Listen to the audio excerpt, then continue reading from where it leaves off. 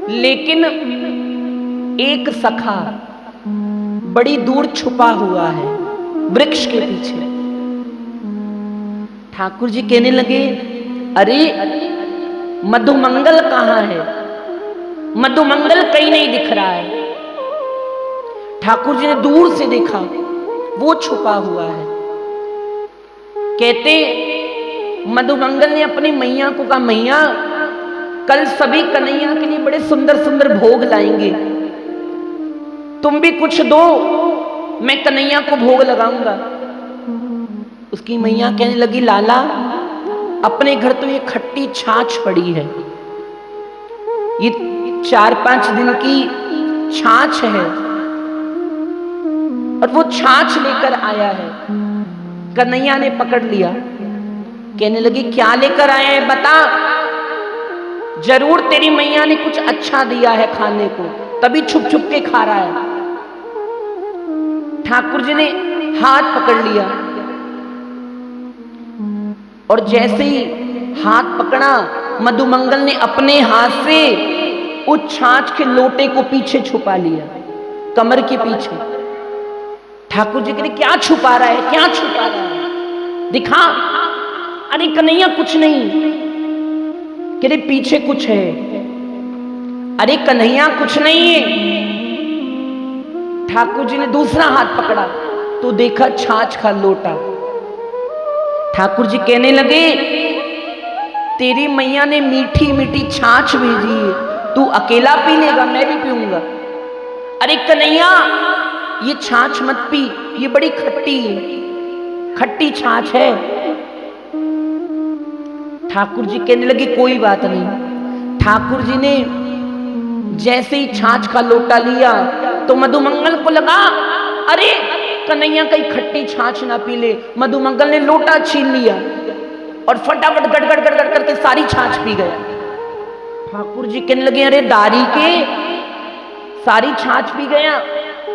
तो मधुमंगल के अधरों से एक छाछ की बूंद गिर रही थी, ठाकुर जी ने उस बूंद को पी लिया, उस छाछ की बूंद को श्री ठाकुर जी ने पी लिया। और ब्रह्मा जी देखने लगे, अरे ये कैसा भगवान है, ये तो इन ग्वाल वालों का जूठा खाता है, ये तो झूठी छाछ पी रहा है,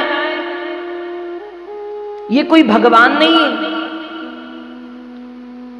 फिर ब्रह्मा जी देखने लगे, ठाकुर जी कह रहे, मैं तो यहां छाछ पी रहा हूं, वहां पर वो सारे लड्डू खा रहा है। ठाकुर जी दौड़े दौड़े गए, अरे सारे लड्डू खा गया। ठाकुर जी ने गला पकड़ा, मुंह खोल के मुख से लड्डू बाहर निकाल के खा गए। ऐसी लीला श्री ठाकुर जी करते हैं। कह दो भैया राधे राधे। श्री राधे।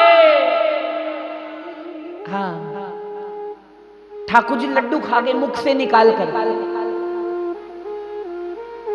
अब ब्रह्मा जी कहने लगे, ये भगवान तो नहीं है, इनकी परीक्षा लूंगा मैं। अब कैसे परीक्षा लूंगा?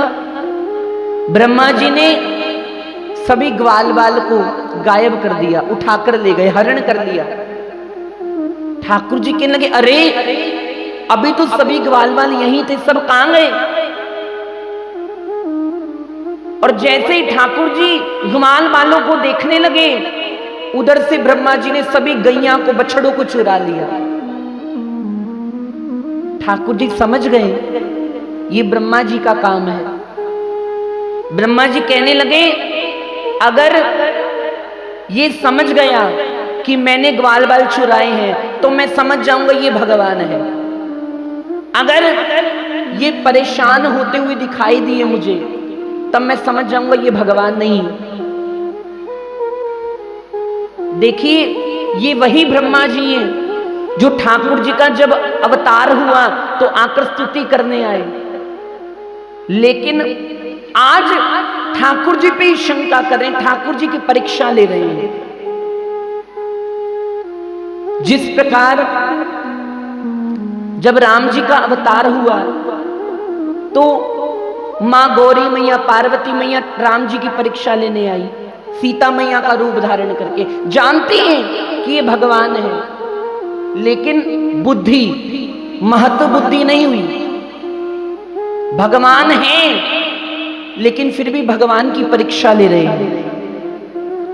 ठाकुर जी कहने लगे कोई बात नहीं ब्रह्मा जी। ब्रह्मा जी ने ग्वाल बालों को चुराया, ठाकुर जी ने उतने ही रूप बना लिए।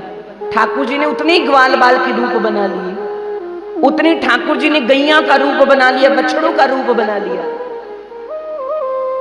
और ब्रह्मा जी ने 1 साल तक, 1 बरस तक ग्वाल बालों को चुराए रखा।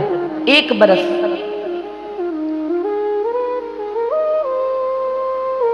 एक बरस तक लीला चली। अब ब्रह्मा जी ने जब देखा कि अब देखता हूं कि परेशान है या नहीं, तो ब्रह्मा जी ने देखा अरे यहां भी ग्वाल बाल, वहां भी ग्वाल बाल,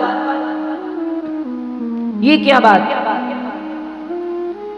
और ये लीला क्यों हुई? क्योंकि जब ठाकुर जी का जन्म हुआ तो यशोदा मैया ठाकुर जी को दूध पिलाती। अब वहां की गौ माता सोचती कि काश ठाकुर जी मेरे घर आते तो मैं भी उन्हें दूध पिलाती, दर्शन करती। तो ठाकुर जी गैया के बछड़े का रूप लेकर गैया मैया के थनों से दूध पी रहे हैं, दूध पी रहे हैं। अब ब्रह्मा जी कहने लगे अरे भैया ये तो पक्का भगवान है। और जैसे ही ब्रह्मा जी आए, ब्रह्मा जी तो वृंदावन आए, ठाकुर जी ब्रह्मलोक में पहुंच गए। कहने लगे ब्रह्मा जी आपने मुझे परेशान किया है, अब देखो मैं क्या करता हूं। मैं भी ब्रज को छोड़ा हूं, मैंने भी वृंदावन को पानी पियो हुए, मैंने वृंदावन को नमक खाए हुए। और ब्रजवासियों से जीतना बड़ा भैया असंभव है। ये ब्रजवासी बड़े उच्च कोटि के चालाक होते हैं। ठाकुर जी ने क्या किया, ब्रह्मा जी का रूप बना लिया और भीतर बैठ गए। कहने लगे पार्षदों को कि भैया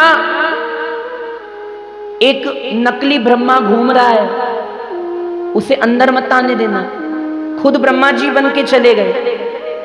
कहने लगे एक ब्रह्मा घूम रहा है, उसे आने मत देना, बहरूपिया है। अब ब्रह्मा जी अपने लोक में आए और जैसे ही अंदर जाने लगे द्वारपालों ने रोक दिया। अरे कहां जा रहे हो? कहां जा रहा हूं? अपने स्थान पे जा रहा हूं। कहने लगे कौन हो तुम? अरे मैं ब्रह्मा हूं।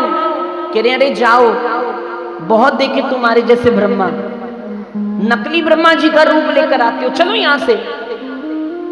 ब्रह्मा जी कह रहे अरे मेरे द्वारपाल मुझे नहीं पहचान रहे। ब्रह्मा जी ने कहा अरे भैया मैं ही ब्रह्मा हूं, मैं ही ब्रह्मा हूं। नहीं माने। फिर ठाकुर जी से प्रार्थना की और ब्रह्मा जी ठाकुर जी के पास क्षमा मांगने आए। हंस पर बैठकर, हंस पर बैठकर क्षमा मांगने आए। और कितने श्लोकों में क्षमा मांगी? 40 श्लोकों में। 40 श्लोक ब्रह्मा जी ने गाकर ठाकुर जी से क्षमा मांगी। ठाकुर जी ने कहा क्षमा नहीं करूंगा, तुमने मेरे ब्रजवासियों से मुझे दूर किया है, मैं क्षमा नहीं करूंगा। फिर कैसे क्षमा करोगे? ब्रह्मा जी कहने लगे ठाकुर जी बताइए क्या उपाय है। ठाकुर जी कहने लगे आपको अगले जन्म में इस धराधाम पर अवतार लेना होगा और मेरे भक्तों की यश को गाना होगा, मेरे भक्तों की महिमा को गाना होगा, तब मैं तुम्हें माफ करूंगा, तब क्षमा करूंगा। तो ब्रह्मा जी ने आकर अवतार ग्रहण किया नाभा गोस्वामी जी के रूप में। बोले नाभा गोस्वामी जी महाराज की, भक्तमाल महापुराण की जय। नाभा गोस्वामी जी के रूप में आए। कब आए? बसंत पंचमी के दिन, विक्रमी संवत 1585 में, आज से 500 वर्ष पूर्व ब्रह्मा जी के रूप में नाभा गोस्वामी जी ने अवतार लिया। और देखिए, नाभा गोस्वामी जी के जो पिताजी हैं, उनका जन्म लेते ही जैसे ही नाभा गोस्वामी जी का जन्म हुआ तो पिताजी का देहांत हो गया। पिताजी चले गए ठाकुर जी के पास। अब नाभा जी 5 बरस के हुए, 5 साल के, और उनके गांव में भयंकर अकाल पड़ा। इतना अकाल पड़ा कि जल नहीं बचा, पीने के लिए जल नहीं है, सरोवर सूख गए, वृक्षों पर फल तो दूर की बात है, वृक्षों पर पत्ते भी झड़ गए। सब लोग भागने लगे अपनी जान बचाकर। और नाभा गोस्वामी जी जन्म से अंधे थे, दिखाई नहीं देता था, आंखों से अंधे। अब उनकी माताजी ने नाभा गोस्वामी जी को उठाया गोद में, और गोद में उठाकर लेकर जा रही है नाभा गोस्वामी जी को। कहने लगी, पुत्र, अगर हम इस गांव में रहे तो मर जाएंगे, इसलिए चलो अपनी जान बचाते हैं। अपनी गोद में उठाया और नाभा गोस्वामी जी को लेकर जा रही है। और चलते चलते चलते चलते एक निर्जन वन में पहुंच गई, थक गई। नाभा गोस्वामी जी कहने लगे, मां, मुझे प्यास लगी है, मुझे जल ला दो, मुझे भूख लगी है। अब उनकी मां कहने लगी, पुत्र, यहां पर तो कुछ भी नहीं है, यहां तो जंगल ही जंगल है, ना यहां खाने को फल है, ना यहां पीने को जल है। नाभा गोस्वामी जी कहने लगे, मां, मैं प्यास के मारे मर जाऊंगा। कहने लगी, ठीक है। एक पेड़ के नीचे, एक वृक्ष के नीचे उनको बिठा दिया। कहने लगी, पुत्र, जब तक मैं ना आऊं तब तक यहां से कहीं जाना नहीं, यहीं पर रहना, मैं अभी जल लेकर आती हूं। और उनकी माताजी चलती चलती चलती चलती बहुत दूर चली गई, लेकिन कहीं जल नहीं मिला। ठाकुर जी को कहने लगी, अरे ठाकुर जी, मेरा बच्चा मर जाएगा, मेरा पुत्र मर जाएगा, थोड़ा सा जल मिल जाए कहीं से, क्या करूं क्या करूं। और उनकी माताजी इतनी प्यास से व्याकुल हो गई कि चलते चलते धरती पर गिर गई, मूर्छित हो गई। और मूर्छित हुई, कुछ देर के बाद उनकी माताजी के प्राण निकलने लगे। प्यास के मारे गला सूखने लगा और प्राण निकलने लगे, और माताजी के प्राण छूट गए। नाभा गोस्वामी जी की माताजी के प्राण छूट गए। प्राण छूटते छूटते भी कहने लगी ठाकुर जी को, अपने अपने धरन की सब काहू को पीर, तुम्हें पीर सब धरन की, जय जय जय रघुवीर।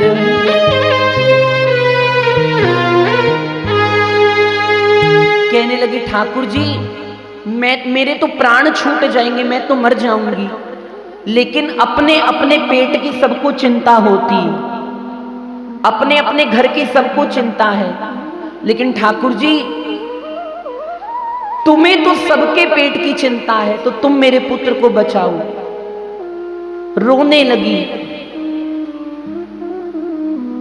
और नाभा गोस्वामी जी वहां बैठे हैं अकेले पेड़ के नीचे, और जब देखा कि अब तो संध्या हो गई, अब तो अंधेरा होने लगा, कि मां कहां गई, रोने लगे, मां मां मां, अपनी मां को पुकार रही है सब जगह, लेकिन मां नहीं दिखाई पड़ती। ये नहीं पता कि मां के तो प्राण छूट गए। अपनी मां को पुकार रहे हैं कि रे मां, तुम मुझे यहां छोड़ के कहां चली गई? और कहने लगे कि अगर कहीं नगर में मेरी मां मुझे बिठाकर जाती तब तो चलो मैं किसी से मदद मांग लेता, दिखता तो है नहीं, अंधे कहने मैं किसी से मदद भी मांग लेता, लेकिन इस जंगल में तो कोई दिखता भी नहीं, इस जंगल में तो मेरे सिवा कोई और है भी नहीं, मैं किससे सहायता मांगू, मैं किससे मदद की पुकार करूं? इतने में सड़क के रास्ते से दो संत जा रहे थे। ये संत कौन है? ये संत श्री कृष्ण पेहारी जी के शिष्य हैं, श्री अग्रदास जी महाराज और किलह देव जी महाराज। ये दोनों संत जा रहे थे। अब दोनों ने देखा कि एक रास्ता तो जंगल में से जा रहा है और एक रास्ता सड़क से जा रहा है। तो अग्रदास जी कहने लगे कि हे गुरु भाई, अगर आप कहें तो अंधेरा हो रहा है तो हम लोग इस सड़क के रास्ते से चलते हैं, जंगल के रास्ते से चलना अच्छी बात नहीं। रात्रि का समय जैसे सड़क के रास्ते से जाने लगे उसी समय आकाशवाणी हो गई। कहने लगे कि हे संतो, तुम सड़क के रास्ते से मत जाओ, तुम जंगल के रास्ते से जाओ। क्यों? तुम्हें जंगल में एक रत्न मिलेगा, एक हीरा मिलेगा। अब जब ऐसी आकाशवाणी हुई तो संत कहने लगे एक दूसरे को कि हम लोग तो संत हैं, हमें तो रत्न की क्या आवश्यकता, हमें तो हीरा चाहिए नहीं। लेकिन आकाशवाणी ने कहा कि उस रत्न से पूरे जगत का कल्याण हो जाएगा, पूरा जगत धन्य हो जाएगा, ऐसा रत्न मिलेगा तुम्हें। अब दोनों संत जन उस जंगल के मार्ग से जाने लगे और जैसे ही गए तो सामने दिखा एक छोटा सा 5 साल का बालक बैठा है, रो रहा है, दिखाई नहीं देता है आंखों से, रो रहा है। उनके पास गए, कहने लगे वत्स, नाभादास जी को कहा हे वत्स। नाभादास जी ने कहा अरे, मैंने आज तक अपने पिताजी की आवाज नहीं सुनी। जब मुझे किसी ने वत्स कहा तो ऐसा लगा कि मानो मेरे पिताजी ने मुझे बुलाया है, मेरे पिताजी ने मुझे पुकारा है। कहने लगे हे वत्स, तुम कौन हो, तुम कहां से आए हो, तुम्हें कहां जाना है, तुम्हारा रक्षक कौन है? ये प्रश्न पूछे। कौन से प्रश्न किए? कि तुम कौन हो, तुम कहां से आए हो, तुम्हें कहां जाना है और तुम्हारा रक्षक कौन है? जब ऐसे कहा तो दोनों हाथ जोड़ लिए नाभादास जी ने। पहले प्रश्न का उत्तर दिया। जब उन्होंने कहा तुम कौन हो, कहने लगे प्रभु मैं उस परमात्मा का अंश हूं, ईश्वर अंश जीव अविनाशी, मैं उस परमात्मा का अंश हूं। और कहा तुम्हें कहां जाना है? कहने लगे प्रभु मुझे ये भवसागर पार करके श्री ठाकुर जी के चरणों में जाना है। कहने लगे अच्छा, तुम्हारा रक्षक कौन है? कहने लगे जिसने रक्षा माता के पेट में की थी, माता के गर्भ में जिसने रक्षा की थी, वही मेरा रक्षक है, और मेरा कौन है? और मेरा कोई नहीं है। इतनी बात कही। अब जब ऐसे ऐसे उत्तर सुने तो दोनों संत भगवान कहने लगे कि गुरु भाई, आकाशवाणी ने सच कहा था कि ये कोई साधारण बच्चा नहीं है, इसके भीतर के नेत्र तो खुल गए हैं लेकिन बाहर के नेत्र नहीं खुले हैं। उसी समय अग्रदास जी महाराज ने अपने हाथों में जल लिया और जल लेके नाभा गोस्वामी जी की आंखों पर लगा दिया और कहा, ओम श्री केशवाय नमः, ओम श्री माधवाय नमः, ओम श्री गोविंदाय नमः। जैसे ही जल लेके नाभा गोस्वामी जी के नेत्रों पर लगाया, नाभा गोस्वामी जी के नेत्र खुल गए, नेत्र खुल गए, नेत्र खुल गए, दोनों नेत्र खुल गए। जैसे ही नेत्र खुले, देखा कि सामने संत भगवान खड़े हैं, प्रणाम किया नाभा जी ने। ऐसा सुंदर चरित्र नाभादास जी का। आइए कुछ देर भगवान नाम लेते हुए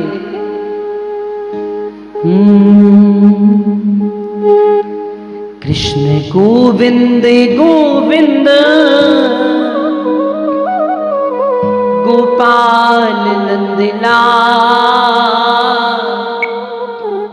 राधे गोविंदे गोविंदे गोपाल नंदलाल, कृष्ण दे गोविंद। सभी गाइए।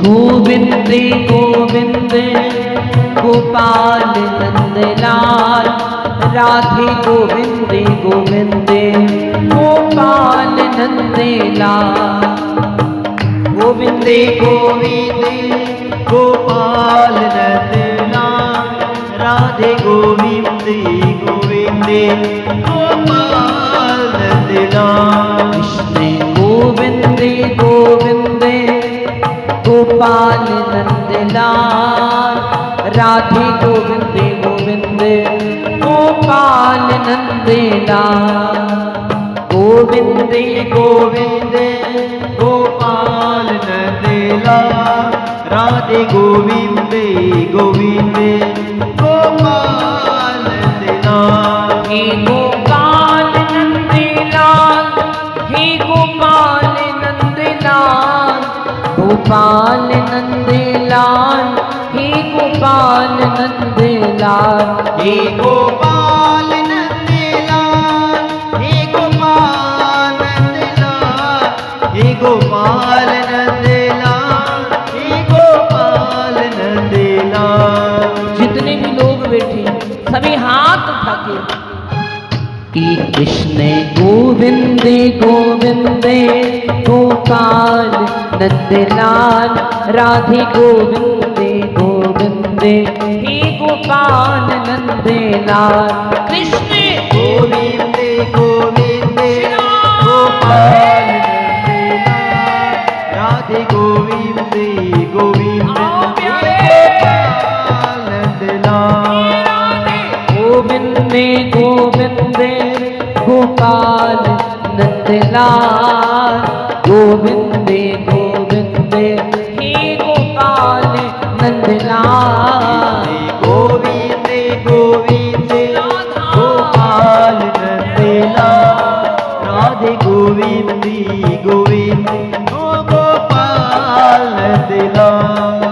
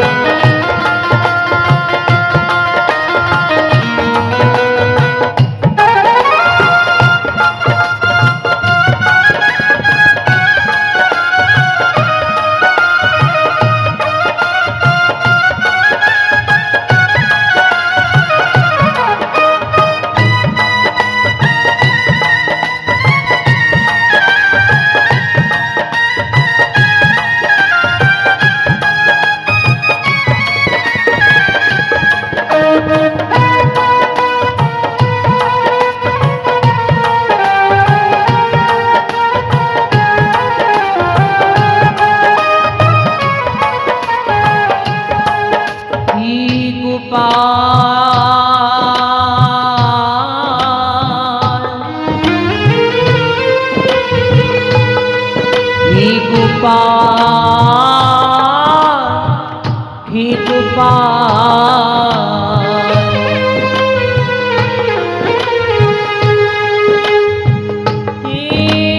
चित चोर ने चित चुराया मेरा,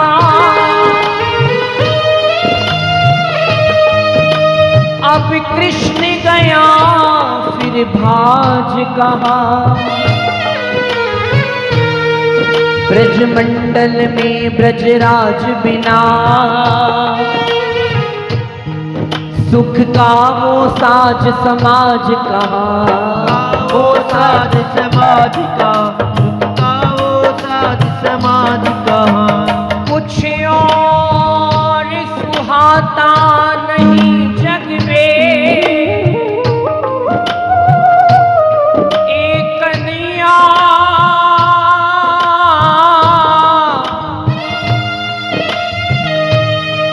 प्यारी,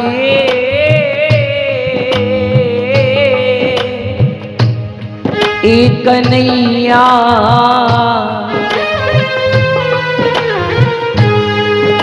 कुछ और सुहाता नहीं जग में, अब लाग गई फिर लाज कहाँ। दुखिया पे एक कृपा करके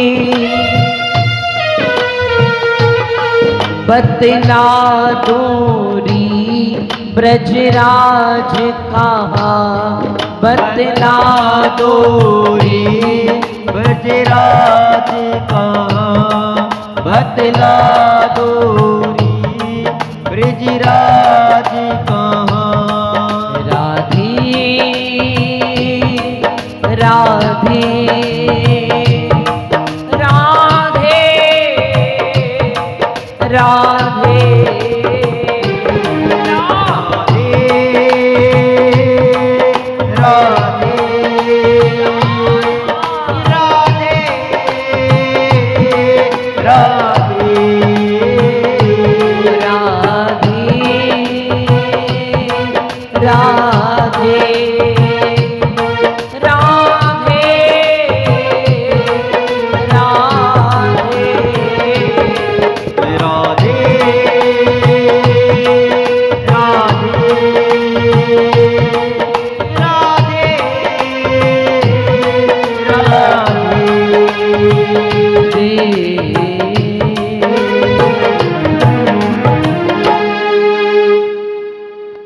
कृष्ण गोविंद गोविंद गोपाल नंदलाल। कभी भी आपके जीवन में कोई कष्ट आए, कहीं पर भागने की जरूरत नहीं है, कहीं इधर उधर भागने की जरूरत नहीं है। भैया अपने घर के मंदिर में बैठ जाना, उस भगवान के आगे, उस ठाकुर जी के आगे रो लेना, राधा राधा नाम गा लेना, पता भी नहीं चलेगा कब आपके ऊपर मुसीबत आएगी, कब चली जाएगी, कब चली जाएगी।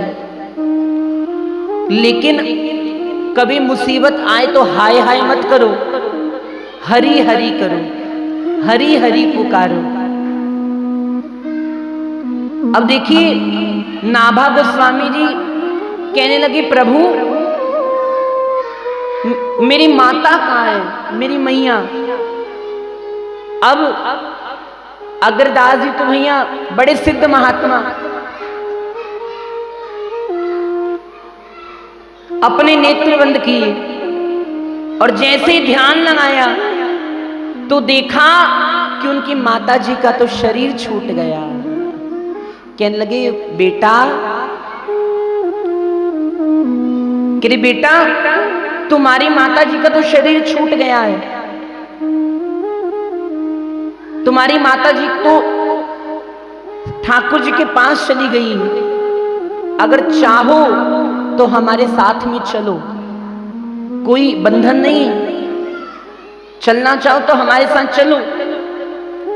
जैसे ही सुना नाभा गोस्वामी जी व्याकुल हो गए, रोने लगे कि रे पिताजी को तो कभी देखा नहीं था, एक मेरी माता जी थी, आज वो भी चली गई। रोने लगे, लेकिन फिर प्रसन्न हो गए, कहने लगे मुझे ऐसे ऐसे संत भगवान मिल गए हैं, अब तो मुझे ठाकुर जी से जन्म में मिल ही जाएंगे। और दोनों संत नाभादास जी को गलता गादी जयपुर ले आए, जयपुर ले गए और जयपुर में कहा पुत्र, श्री अग्रदास जी महाराज ने नाभादास जी को दीक्षा दी, गुरु बना लिया। नाभादास जी ने श्री अग्रदास जी को अपना गुरु बनाया, दीक्षा मिल गई। कहने लगी पुत्र तुम्हें दो काम करने हैं। क्या? कि इस आश्रम में संतों को भोजन पवाते, संतों को प्रसाद पवाया जाता है। जब संतों को परोसना होते तो भैया सब आ जाते हैं, लेकिन जब उनकी जूठी पत्तल उठानी होती तब कोई नहीं आता, सब भाग जाते हैं। आपने देखा होगा कभी भंडारा होता है तो भैया बांटने के लिए सब आते हैं, लेकिन पत्तल उठाने की बारी थी सब भाग जाते, कोई नहीं उठाता, कुछ कुछ लोग रहते। लेकिन भैया जितना पुण्य, जितना फल आपको वो पत्तल उठाने से मिलेगा, उतना फल बांटने से नहीं मिलेगा। अब मान लो कथा हो रही, कथा हो रही, हो ही रही। अब कथा में ऐसा तो नहीं है ठाकुर जी नहीं आएंगे, आएंगे। क्या पता जहां बाहर आप चप्पल उतार के आए हो, आपके साथ में जिसकी चप्पल पड़ी वो ठाकुर जी का रूप बना कर आया,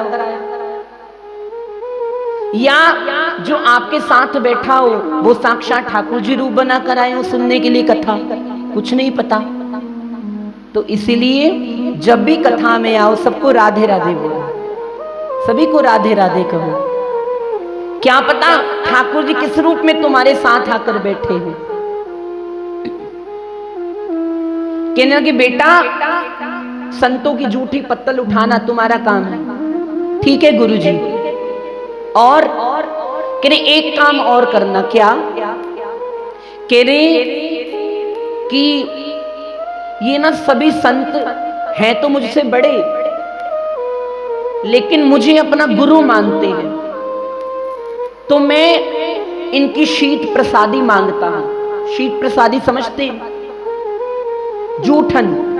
कह रही मुझे जूठन तो देंगे नहीं, तो तुम एक काम करना, जब ये संत भोजन पा लें, प्रसाद पा लें, तब उनकी जूठन तुम मुझे ला कर देना, और तुम भी पाना मैं भी पाऊंगा।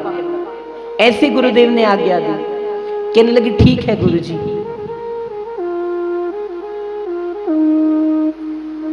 आज कथा को हम यही विश्राम देंगे, क्योंकि कलश यात्रा भी सबने की है। आज की कथा इतनी, और बाकी की जो कथा है वो हम कल करेंगे। कल आप सभी पूरे 4 बजे यहाँ कथा पंडाल में हमें मिलेंगे। पूरे 4 बजे कथा शुरू होगी और 7 बजे तक हमारा पूरा प्रयास रहेगा कि आप सबको हम छुट्टी कर देंगे। आपकी स्कूल से छुट्टी होती है ना जैसे, वैसे और कभी अगर आनंद आएगा तो भैया और कथा करेंगे, लेकिन 7 बजे तक हम आपको छुट्टी दे देंगे। कह दो फिर राधे राधे, राधे राधे बोला करो भैया।